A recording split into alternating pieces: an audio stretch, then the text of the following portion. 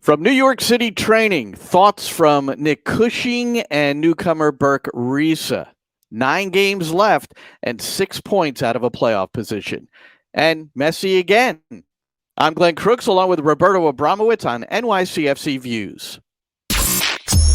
Turn up your volume. Because you're about to listen to The Sick Podcast. NYCFC Views. Collins approaches the shot, and New York City wins the first MLS Cup on their first try, and they're going crazy. Tiene tiro y gol!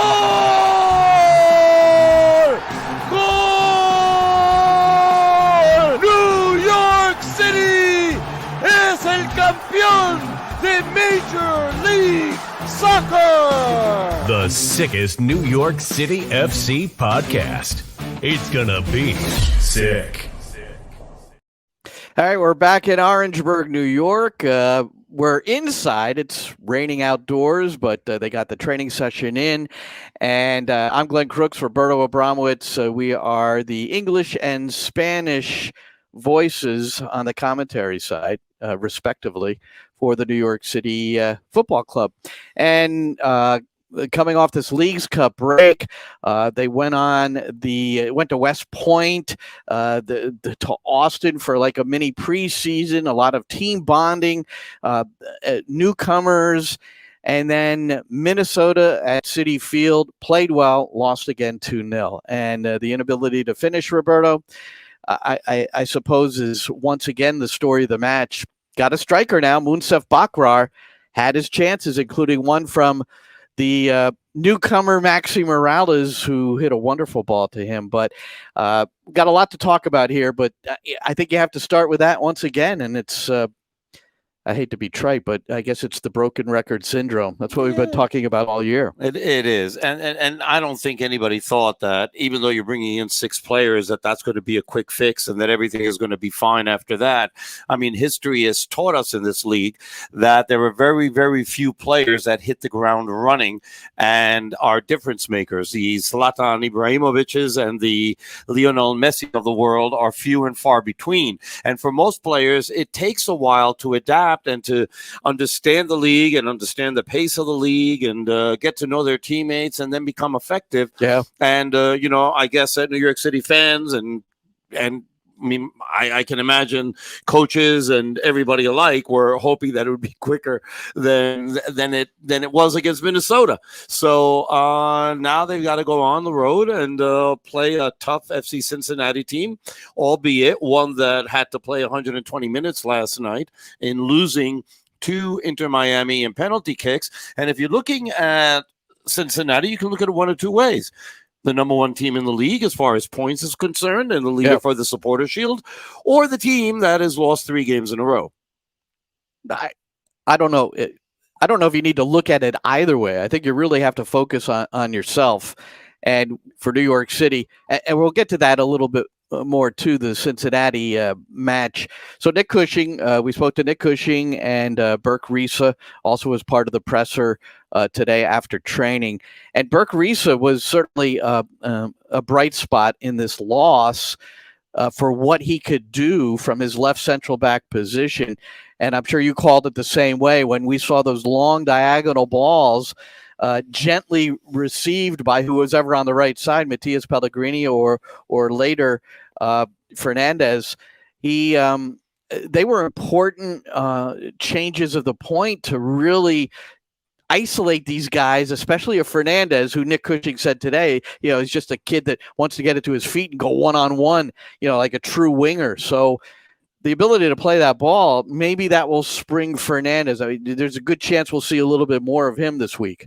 Absolutely. And I mean, he's got a great touch. And I mean, New York City is a team that likes to have the ball on one side, a couple of passes, and then switch the field all the time. Well, Burke Risa does that with his eyes closed. It is really great to see somebody who is so good on the ball that way and can pinpoint a pass 40 yards. That's not an easy thing to do.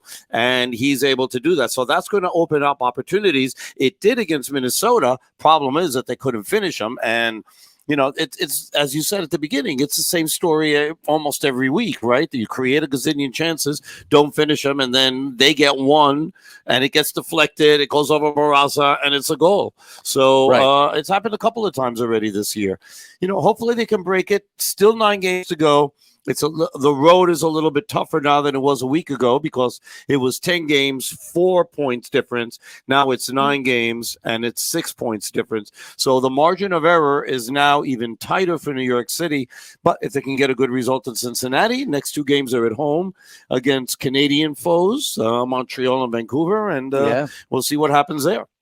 Well, Chris Sakonis, who's part of the English side of the broadcast, he hosts the halftime of the post game. He compiled something, and we've seen different things compiled regarding how many points or how many wins New York City needs in order to qualify for the playoffs based on past performances in the league.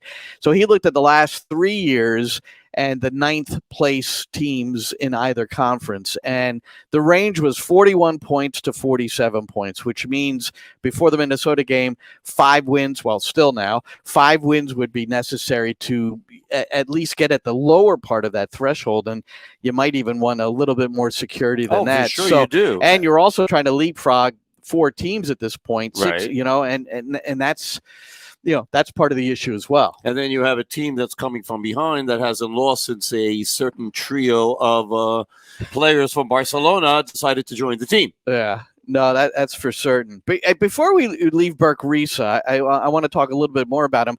So the funniest thing he said in his presser was that as far as living in the New York City area, he said, my wife's happy, so I'm happy. So I think any of us that are married, have been through, if your wife's happy, yes. What's the phrase? It's happy wife, happy life, right? That's what I've been told. That's what I've been told, All yes. right. So it's good that his wife is happy. And I thought, and then he talked about he thinks one of his qualities and is as a leader and being vocal, and he was very happy with the team that they've made him feel comfortable in speaking his mind already.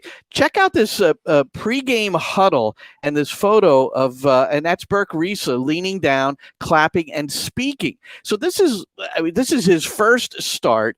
He's really only been with the team since they traveled to Austin to play that friendly during that 16-day break after Leagues Cup. And he's managed to come in here and try to charge up the team before the game. I found that photograph to be pretty interesting when I first saw it. I was like, wow, this guy's in there, already. I thought that might be halftime. Then I went back and no, that's pregame. That's pregame. So here's something funny or interesting, I hope anyway. I had my interview with Andres Perea, and that's going to be on our pregame show on Saturday. Another newcomer that we didn't even mention. Yeah. And so Andres, speaking with him, he said that he was just absolutely impressed about the unity that this team has and how close they are and how well the team gets along. And even under the current circumstances, which has them outside of the playoffs, the unity level that they have has been really almost to him surprising and a positive way. So, I mean, it just speaks volume of the culture of the team and that they're all pulling together. Obviously, there's going to be disappointments, and we understand. I mean, they brought in 6 new players. That means there's going to be a lot of players who are accustomed to seeing, or at least on the bench, that aren't going to be part of the team anymore, or are going to be part of the team less than they are now. Well, let's say Maxime Chanot is one. I mean, he was the captain in the previous matches. Ever since James Sands left on international duty, and Chanot, wore the captain's armband as he was playing as well, and so he did not play in favor of Burke Risa, and Thiago Martins wore the captain's armband. So we can lose that photo, Shane, and that because we want to see the close up of Roberto. Yeah, no, you don't. The photo's better. So radio, remember. I mean, that's an example. Another example is Stephen Turnbull walking past us at the training facility today on his way to NYCFC 2 training, where he spent all of last year, and that's how he earned a first team contract this year. That's part of the reason is how successful he was there, but also the team needed depth at right back in a certain stage of the season, and he was the choice. Gabe Siegel playing a full match with NYCFC 2 recently. Mhm. And so Nico Benalcazar, he's also over there more full-time than he is with the senior team right now. None of that trio training with the squad today. So, yeah, so guys that have been contributing, and all three of those contributed in positive ways at one time or another, are back playing for 2. Yeah, and that's the way it is, right? I mean, I'm not blaming them, okay, but had the team had much better results and weren't in the situation that they are now, maybe they don't bring in 6 players and these guys continue to contribute. But it also gives them a chance to work on their game and to improve and to fight for positions next year, be it here or someplace else. So Nick Cushing, he was disappointed for a number of reasons against Minnesota. One is that Reynoso is the key guy you have to stop for Minnesota. I think everybody around the league knows that. And with the help of James Sands in particular, New York City really put the clamps on him. I mean, he had very little impact on the game.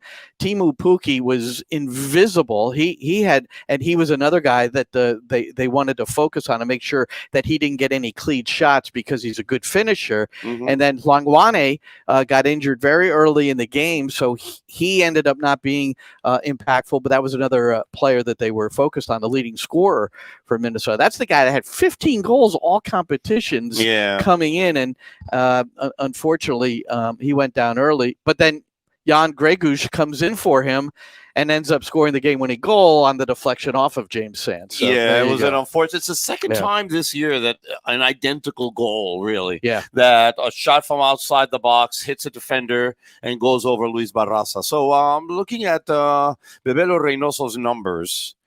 He had 58 touches. He had 40% successful dribbles, whatever that means, 2 out of 5. Accurate crosses, 2 out of 3. Accurate long balls, 2 out of 3. He took 2 corners. He was dispossessed a couple of times. He had an interception, 2 recoveries, and 1 chance created.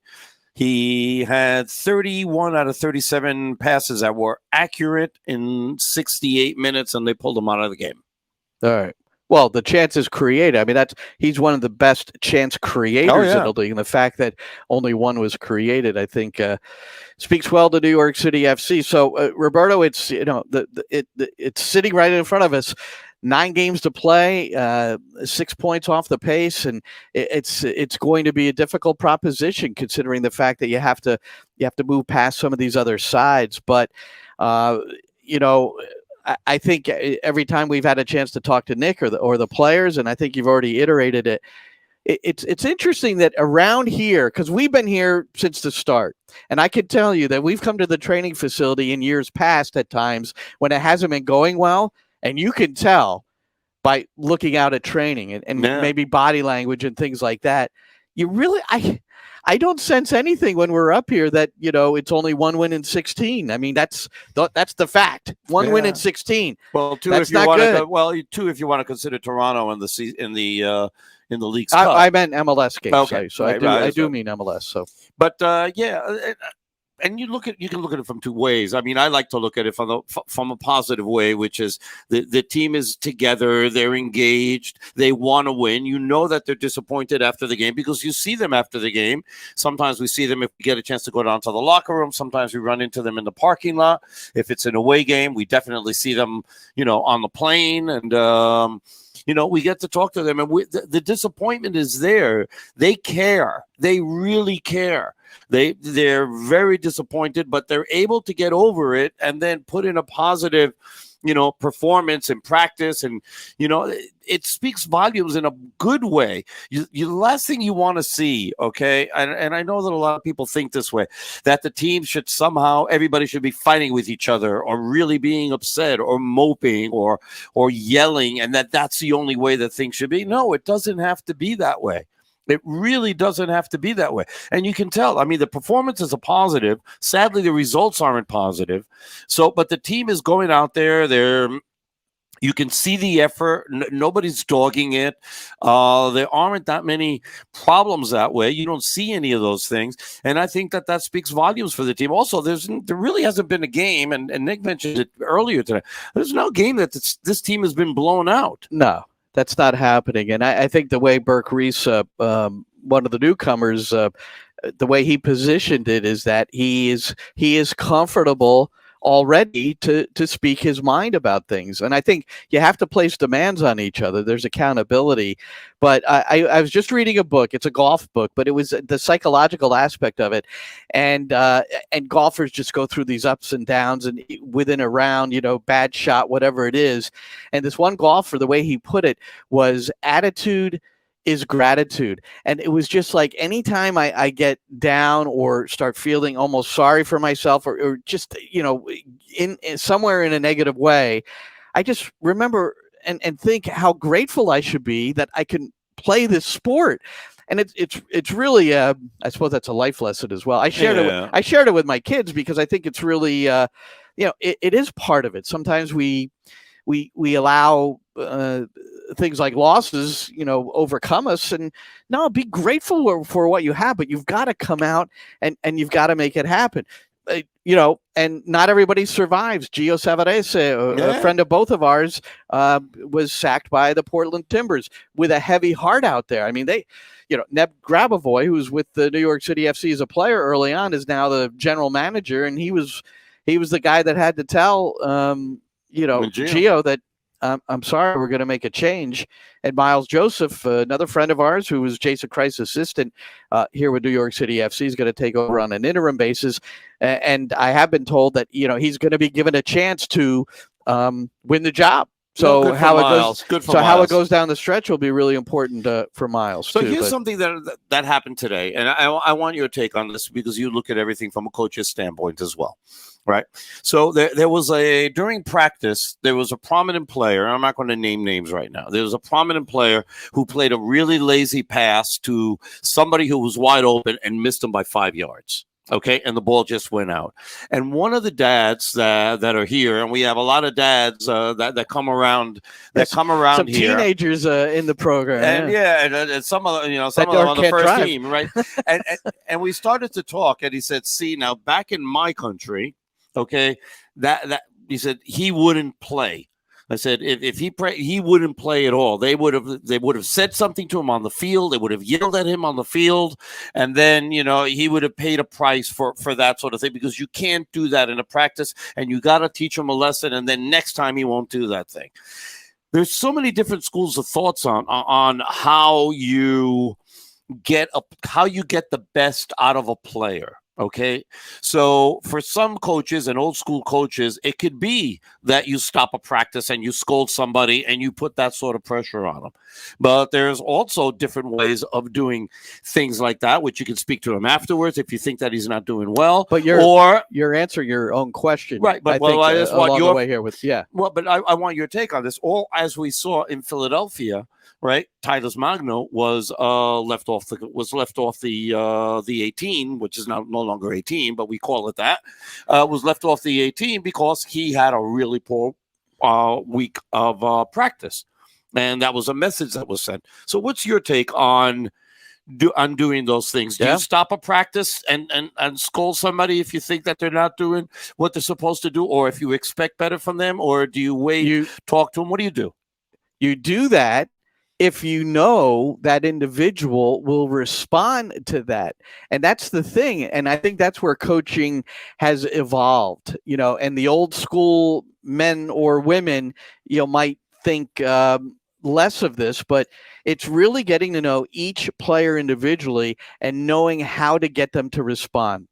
Bill Parcells knew how to do it with the Giants. Yeah. He would hug some guys and then he would crucify others. And you have to know, who you can call out in front of the team and who you need to pull aside, during the water break, or who you need to meet afterwards away from everybody. So they're not, it's not, they don't think that you're singling them out.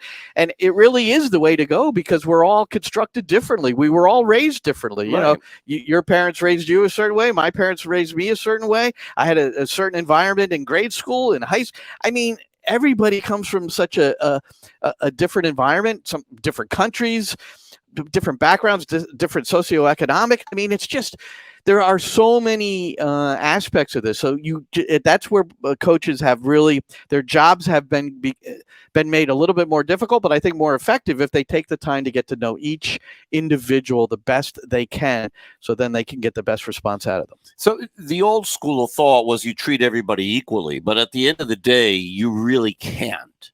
Because not everybody is going to respond. But you're still treating them equally. You're just you're providing criticism in a different way. It's not like you're favoring one over the other. You're not going to favor one, to start this guy because, you're able to, I don't know, be able to thrash him in front of everyone.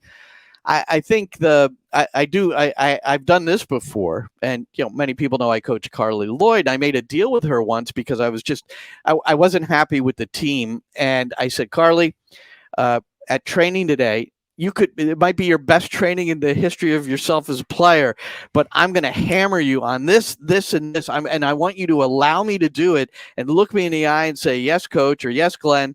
And people will observe that, and it'll cause a response to the team. So you could also make little deals with players too if you want before you start. There's the trickery. Because you may be trying to send a message to somebody else, and you don't want to call them out in person per se. At that point, then you think that the most effective way of being able to get to somebody else or to the group in general is like take the principal player and ream them. I coached this player once who was a former national team player. It was it was up at Lake Placid. Soccer America used to host this Dawn Before Dark festival, and they played on the 1980 rink. Okay. Right, put a carpet down. It was excellent. It was so much fun to play, and then I would always coach a team. And this one particular player, it was halftime, and this particular player was just having a nightmare, just giving the ball away, whatever you name it, it was happening. But as I was reviewing it at halftime, I made eye contact with this person several times, but I never used the name in front of the team. And this young lady came back and said to me later, she goes, and I learned from that moment. I mean, I did it purposely, but she said, I really respect the way you went at that, because everybody knew it was me effing up.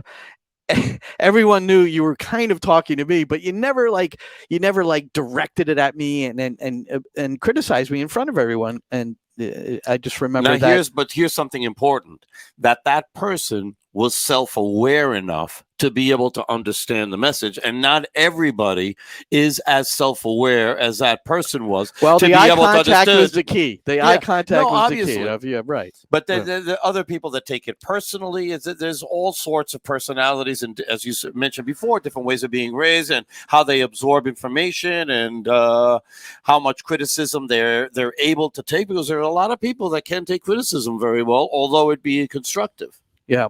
Well, that all stemmed from talking about Gio Savarez, and we feel bad for him. Robin Fraser, Colorado loses again 4-0 this time to LAFC. Smoked. And a lot of people ask you about Nick Cushing, the head coach for New York City FC, who we're both close to, and this is part of our job. We come up, we talk to him each week, we see him on the road and have some great conversations. And the reality is that one win in 16 is not good enough. But you don't have to tell him that. You don't have to tell anybody in the club that.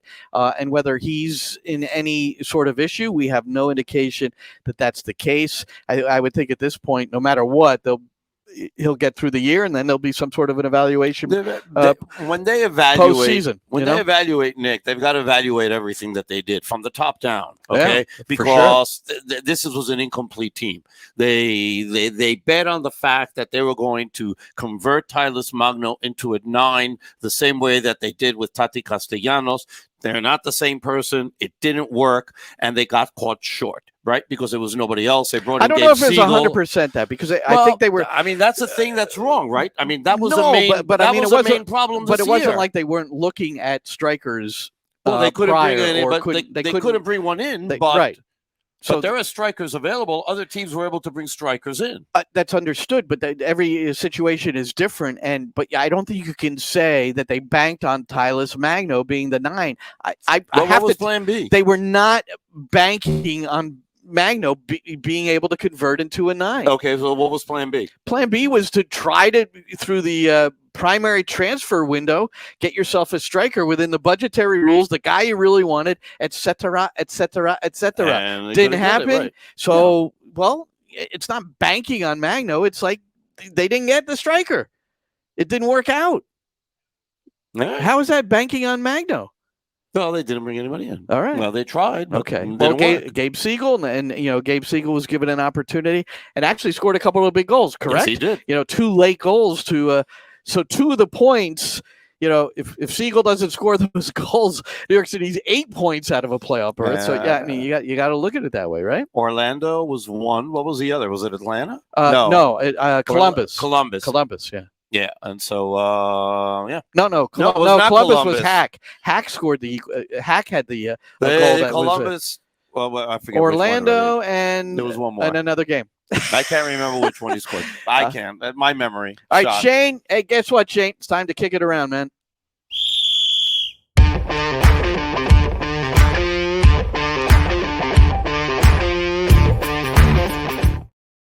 You know what my favorite part of that is? No. Okay, so it's this. The way that they mix the sound, and in headphones, it sounds freaking awesome.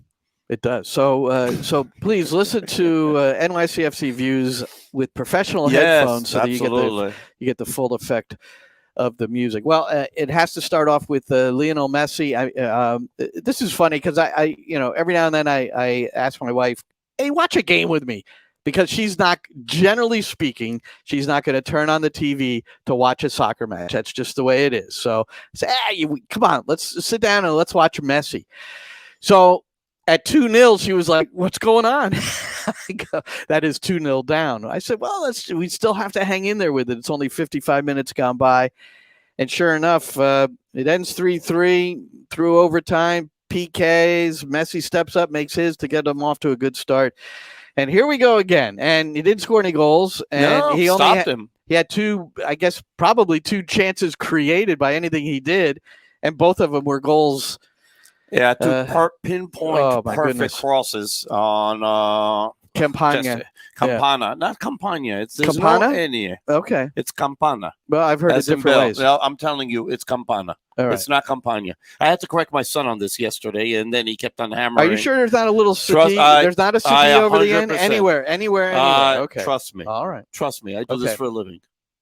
I am a trained professional in the language of Spanish. Very good. Yes, it's you are. Campana. All right. Anyway, so Ecuadorian, right? Yes, he is, and he gets it from the Argentinians. That's nice that those two. It was nice. Those two countries got together. Now you're asking your wife to come watch this game, and this is the worst game that Messi played, mind you, because he barely got the ball. He couldn't move. And Busquets was walking around. Hilarious. Busquets was hilarious. How they didn't remove him from the game is beyond me, because for the overtime especially, there's just no way he should have been out there. He couldn't move.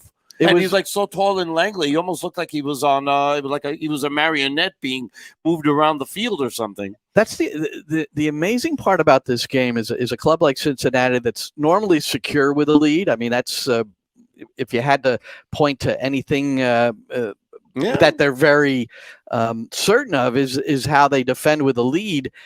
So they give up the 2-0 lead, and then Miami goes up 3-2 in overtime and extra Kubo time. Great overtime, extra time. They both work. And then Kubo gets it. He was their only hope at that point. But the whole time, I say to me, I don't know how you saw it, but like the last 20 minutes of regulation, overtime, Miami was dragging. It just looked like inevitable that they were going to, maybe give up the lead for good at some point. I was sort of surprised that Messi got the ball. I mean, if I was going to do anything, I'd be like, man, mark him out of the game, make sure he doesn't get the ball, but they didn't do that.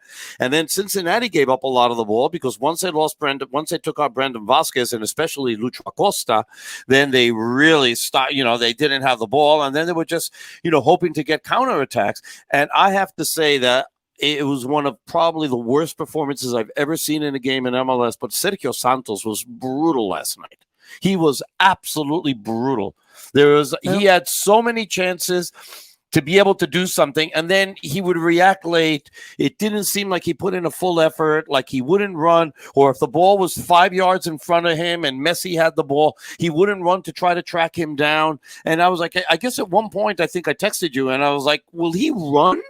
And then he had this one great play on the counterattack, and instead of taking the shot, which is what he should have done, because he decides to cross the ball to Kubo when there's two defenders there, and of course the ball got intercepted. Take the shot, let the goalie make a save. Maybe he leaves a rebound, decision. And then Kubo can shoot. Well, I mean, God, it was awful. I don't have the same negative energy towards him, but it was not terrible. It was not his best game, and neither for Messi. But Messi has 13 goal contributions in 8 matches, but he's put at 7 starts and full 90s and 1 reserve appearance. Now, here's the deal.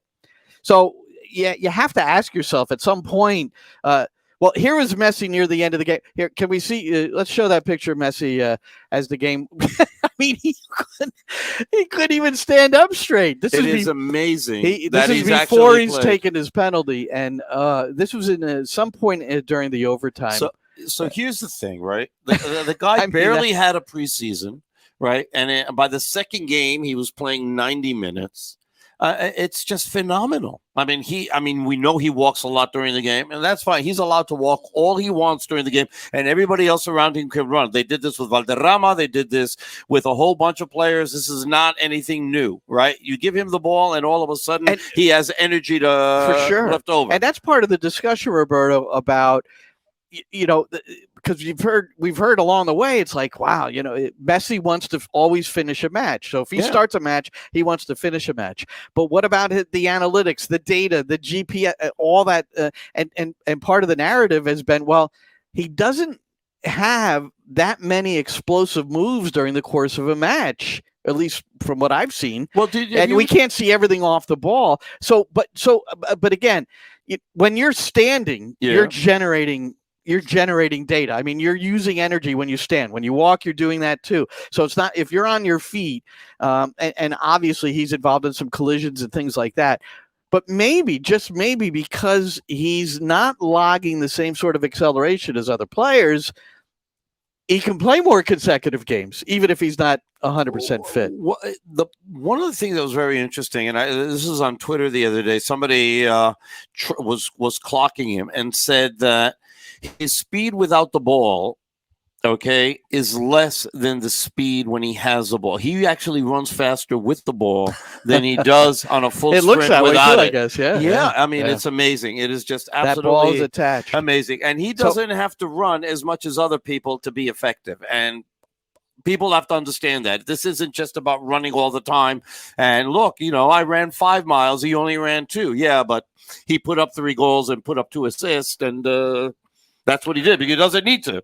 So here's the question. I don't know if you saw my tweet this morning, Roberto, but and I do not have it to show. I apologize for that. I could have been more prepared here, but it said something to do with the effect. Wouldn't it be a kick in the arse if at Red Bull Arena on Saturday, in his first Major League Soccer match, Messi, or his team's first Major League Soccer match since he arrived, is at Red Bull Arena against the New York Red Bulls. Here is the quote from Tata Martino, head coach Inter Miami, last night after overtime and penalties in the U.S. Open Cup semi with Inter Miami advancing.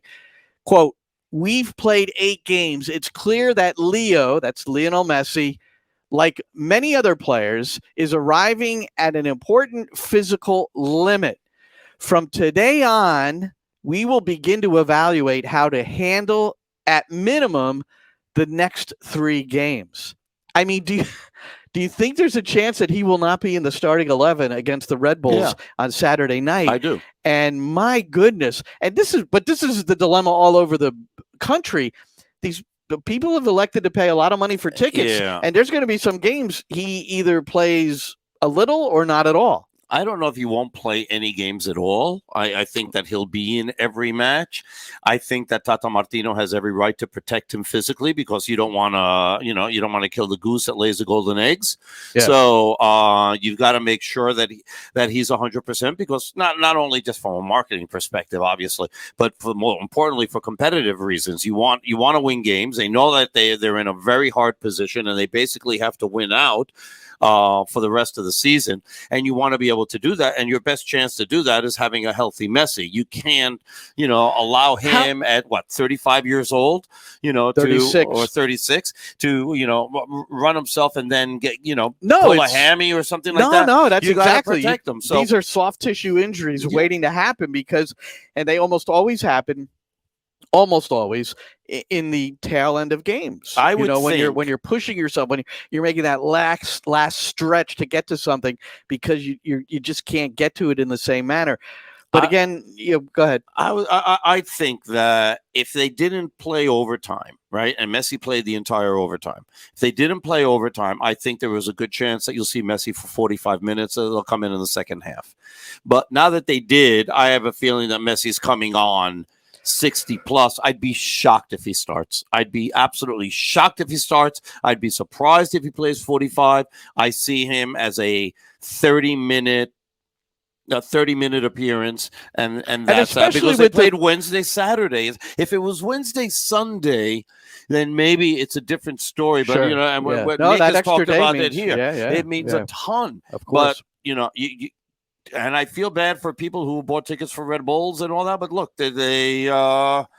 you're paying money to see a team.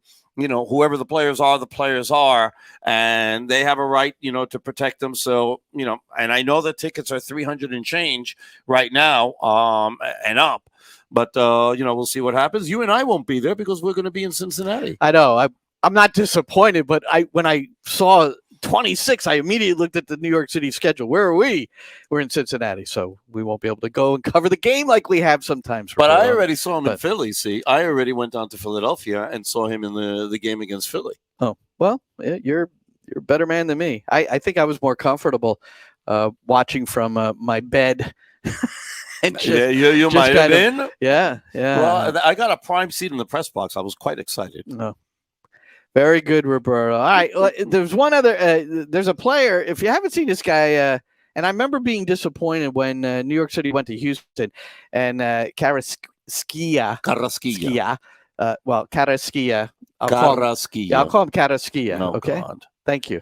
But anyway, he's this wonderful midfielder, and I he's the kind of player to me. Maybe he won't be long for MLS, but if you get a chance to see this guy play, he's worth the price of admission. He's very good, and it'll be him against Messi, and come September. Is that the 27th?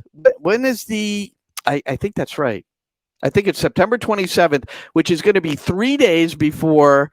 And that's going to be at Drive Pink. And 3 days later at Drive Pink, it's New York City at Inter Miami. So that's going to be interesting, too, that no matter what the result of that game, New York City will have a little bit of the edge because Miami will be coming off this big U.S. Open Cup final. Yeah, and the thing is that Carrasquilla isn't long for this league. He's really good.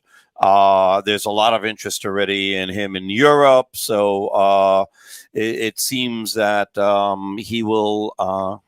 This is going to be his last year in MLS. He's worth the price of admission. He really is. He's really good. Between him and Hector Herrera, make a really nice dynamic midfield for Houston. Pardon the pun. I really didn't mean that. Hey, one final thing. I wanted to show this photo of myself and Alex Chilowitz, who's, where are you, Alex? There he is. So we're in Hoboken. He was staying at the W because he was the fourth official for New York City's game against Minnesota at Citi Field on Sunday. And I've become friends with Alex. And I think, I don't know what people think of him. He's done over 100 games in the middle as a referee in MLS. And but I've always liked him for another quality he has. He's a legit accomplished composer and musician. He plays the saxophone. He was part of the compositions for the last 3 Star Wars movies. I don't know how many Star Wars movies there are. I've only seen A the ton first now. one, and but so he's doing things on Broadway. He's doing things in London, so he's a really neat guy. And thank you, Shane. Shane, our producer here, and me and Alex, and he's one. I interviewed him on my Sirius XM show. That's where I remember. really got to know. And the thing that really stood out to what he said is that he talks to the players in a way where, like he brought up Dax McCarty. He said Dax surprised him at a game once when he said, "Hey, Alex," called him by his first name. Mm-hmm. And then Alex talked to Dax later. He said, "Do you think it's okay if I call players by their first name?" He goes, "I think they would like that. It would help with the communication." Yeah. So he's done that ever since. So since we brought up Dax McCarty, guess what he did after Nashville lost to Inter Miami in Leagues Cup? He did this. He exchanged jerseys with Messi, and he wrote the message. What does it say? The night wasn't a total loss. And he got a lot of heat on social media for this. Not from his team or anything like that, but Keyboard warriors, as we like to call them. All right. So did you see Lucho Acosta got the jersey last night in the trade to Cincinnati? You've got young Cincinnati players. They're getting selfies with Messi after they lose. I don't know what to say about all that stuff. I don't always know how I feel about, It sort of has the it's- appearance of not being great. At the same time, I don't doubt for an instant that they gave everything that they had on the field to try to win the game. And that's really what I look for. All the other things are Right. just semantics. I mean, just go Yeah, out, compete, If you gave give your effort. everything. That's right. Trust me, they would have been a hell of a lot happier taking his shirt and taking selfies with him if they had won. I wonder who gets the shirt on September the 30th. Will it be Maxi Morales? There's more than one Argentinian. Probably, I would say it's probably going to be Maxi. Okay. We'll ask him that before, see if he's going to put Yeah. the fight in for that. Well, that's going to do it for us. We will be back soon after the next game. It's New York City at FC Cincinnati. It'll be on the New York City FC Network, Spanish and English, coming up on Saturday evening. And Monday will be our tentative time where we'll come back with you here on NYCFC Views and review that game and whatever else We'll we see. can I have manage. jury duty. I have no time. Oh, that's getting right. out. Yeah, I forgot about that. Okay. So we got to see what time I can get Well, out. you to get be out able at to 5 do it. o'clock, right? So we'll just do it Well, in the we'll early see. evening. Well, we'll see. Yes. And then They won't- Tuesday, we're taking my son, by the way. We're going to be in Jersey. We're going to go to Edison, New Jersey, Top Golf for his birthday. We're going to celebrate with all his friends. That's a great place. And so, we're going to be there Top Golf on Tuesday. It should give me be a the lot time. of fun. I might come up. I might make an appearance. Oh, that would be great. You're Yeah. welcome. Please come. Thank you. Thank you. Absolutely. You're invited now. Anything with golf, I like. All right. Yeah, I know. So, despite the fact that I'm going to be there, you'd want to go. I get that. Exactly. Well, I get to see Eddie. All right. For Roberto Abramowitz, I'm Glenn Crooks. Enjoy the game this weekend, and we'll talk to you next week. And that's a wrap. Hope you don't miss us too much until next time. Follow the Sick Podcast NYCFC Views on YouTube, Instagram, Facebook, Google Play, and Apple Podcasts.